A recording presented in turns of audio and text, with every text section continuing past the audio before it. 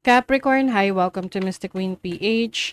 Titingnan natin kung ano energies for you ngayong second half ng 2025. So that's July to December. Ayan. So if you are interested in private readings, meron tayong link sa description at sa pinned comment. Paka-check nyo na lang yung information kung paano mag-book for a private reading. And please subscribe to our channel to show your support. Like, share this video, at comment na rin kayo kung kayo ay naka-resonate. Okay. Capricorn, what's up? What's the energy? Ooh, Juno, partnership. So, maaring second half ng December, you will get married or will enter a serious relationship. Pwede rin naman itong business partnership, no, for some of you. This can also mean agreement. So, maaring pasok ka sa isang mutual agreement. May kontrata na pipirmahan. But for some of you, this is about a serious relationship. You have the 12th house, which is a kind of spiritual house para sa inyo. Maaring ito rin yung time na may mga bagay kayong aayusin from your past, mga past trauma, or anything that is parang weighing you down, yung nagpapabigat sa inyong kalooban. I also see you na meron kang i-heal from your past relationship. Maaring may forgiveness, can also be communication, or parang some sort of revelation na parang kinip mo sa sarili mo, kinimkim mo sa sarili mo. And maaring ngayon, you will open up. You might open up to someone. Uy, may Venus. Oh. Lakas relationship nito. Capricorn. So, maaring yung can be a deeper kind of relationship talaga para sa inyo. Can also be business partnership kasi ang Venus, it also rules money, no? Pera, kaperahan. Yung iba sa inyo, ang career path or yung focus ng attention nyo can be related sa spirituality. So, you may also be in tarot, astrology, anything about mysticism, esoteric practices. Let's see what else. So that is your energy, Capricorn, the devil. Which is about desires.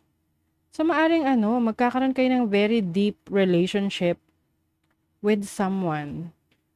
Kaya lang medyo mag-ingat sa obsession. Na yung maaring mag-obsess ka sa isang relationship to the point na hindi mo na maisikaso yung sarili mo or mabigyan ng atensyon yung ibang bagay. Some of you, this can be shadow work. Oo, meron kayong shadow work. Moving on, moving forward. Temperance. Okay. If you are single, maaring merong new person talaga na darating sa buhay mo. Kaya lang, yung iba, yung ba parang hindi nyo ma-welcome tong bagong person na to. Kasi, andun pa rin yung takot, no? Andun pa rin yung inyong hesitation sa relationship na to. Hindi dahil sa person na to, but dahil sa naging trauma mo in the past. Na parang you don't want na mangyari ulit. Ayaw mo na maulit-ulit yung dati mong na-experience from person from your past.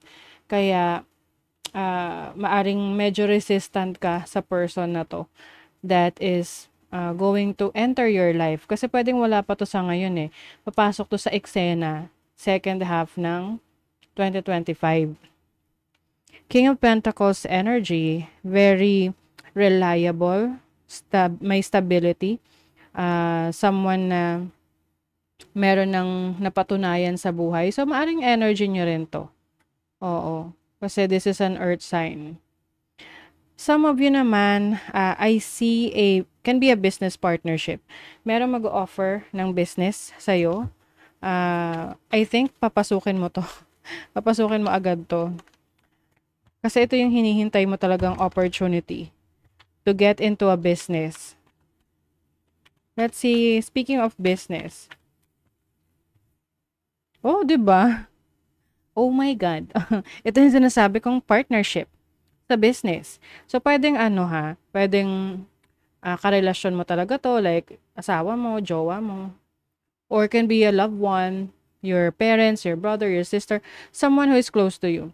Yung iba naman sa inyo, this can be totally a business partnership na talagang pinagkakatiwalaan mo. Kasi merong agreement dito eh. You have the 5 of Wands, competition. Ayan, ito lang yung iwasan nyo. Kasi, lalo na kung, may kasamang relationship talaga na personal relationship. Hindi lang siya professional relationship. That can also affect the dynamic of your business. 'Di ba? Na kayo ay, baka meron kayong hindi pagkasunduan tapos makaapekto sa trabaho or sa business ninyo. I also see someone na may receive na rewards or awards or recognition sa isang sinalihan yung contest, or yung iba naman, this can be sa trabaho, no? Maaring meron mga tao sa paligid nyo na kino-question ang inyong award.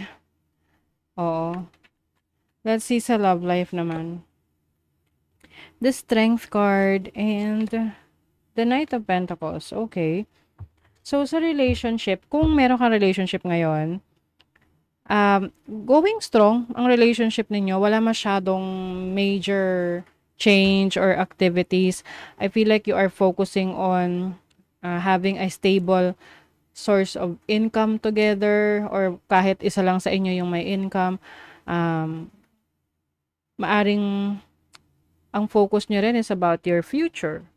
So, meron kayong pinag-iipunan. You are investing your money. Okay, let's see what else.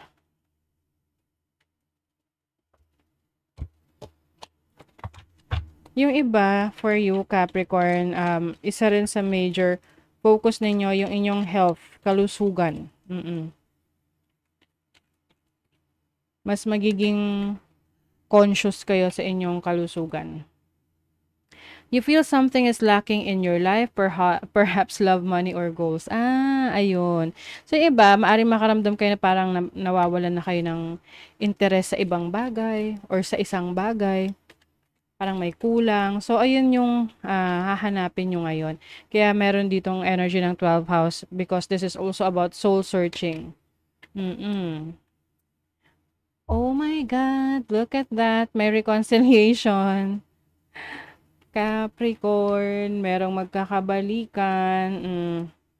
Like what I mentioned kanina, maaring this can be a relationship from your past. Or pag sinabi naman natin reconciliation, hindi lang yan sa romantic, no? Pwede rin yung dati mong kaibigan. O tapos naging okay na ulit kayo. Or kapamilya, kamag-anak na nakasamaan mo ng loob. Magiging okay na ulit kayo. A long journey, either physical or mental, will leave you wiser at the end. Ayan. So, some of you, this can be a mental journey, no? So, related sa 12th house. Or spiritual journey for some of you. Yung iba naman, this can be, physical, no? So, meron kayong pupuntahan na lugar. Or this can be the journey na i-overcome ninyo. Kasi tinan mo, sabi dito, major challenge to overcome. So, anumang challenge ang darating? Mapagtatagumpayan nyo yan, malalagpasan nyo. So, kasi you're very strong. Yes, you are strong enough to overcome any challenges. Justice is coming. Uy. This is about karma. Maaring kung ano man yung dinideserve mo for what you have worked for, kung ano yung pinagtrabahuhan mo, in-effortan mo, makukuha mo. And kung sino man yung meron mga naging pagkakamali sa'yo, they will get the karma that they deserve.